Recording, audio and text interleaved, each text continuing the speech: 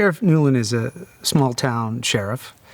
He's grown up in the community. He's close with everyone, and he wants to make sure that people are safe and protected.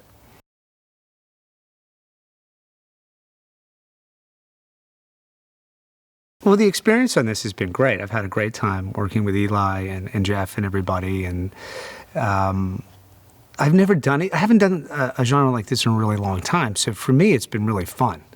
I mean, it's certainly a violent film, but at the same time, I think there's something interesting about the message and about being a consumer and being greedy, I think is the underlying theme, which is very important.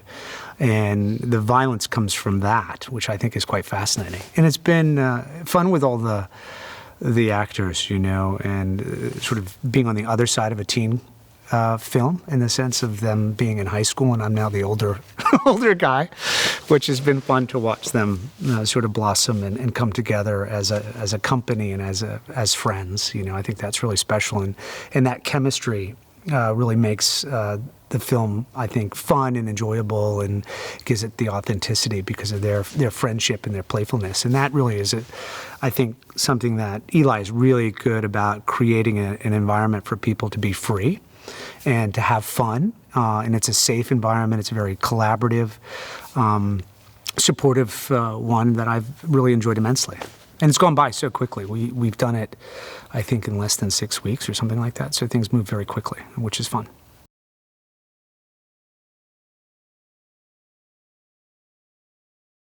Well, I think we've lost the meaning of Thanksgiving in so many ways, right? Because it's all about, well, we talked about the theme of this is about being a consumer, a consumption. And, you know, I think in many ways it's about being thankful and what are we grateful for. And that is really the underlying message. And how he goes about getting that message across is really fun.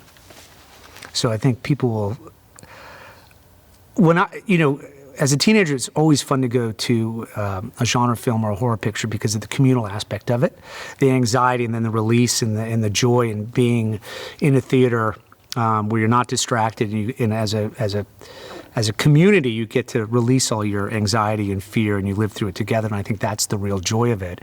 And you realize that it's just all make-believe. It's not like the real world when you're watching the news and you're constantly seeing all of these tragedies that we're constantly seeing on the news. This is just a nice way to, I think, go into the fear and ritualize it in a way that is therapeutic and cleansing.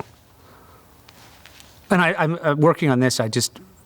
I have images of all the films I went to go see as a teenager. You know, they flash, in mind's eye when I'm doing different scenes or sitting in the trailer thinking about things. And I remember those moments, those date nights as a kid, and they were fun.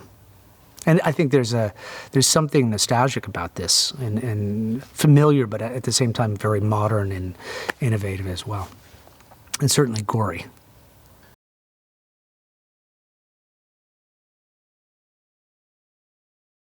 The second time I've worked with him and his team, they're always great. And what's amazing is the technology and the quality of the makeup and the prosthetics and how it's evolved over the years. It just gets much easier to apply and to use. And, there's real artistry in it and real thought behind it. And it's nice to see how they build it up and how his team is so passionate about it.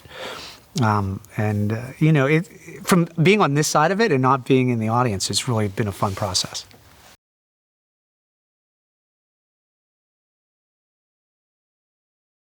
The story is about how a small-town community is impacted by Black Friday and what happens to everyone and how they are all changed because of this one inciting incident.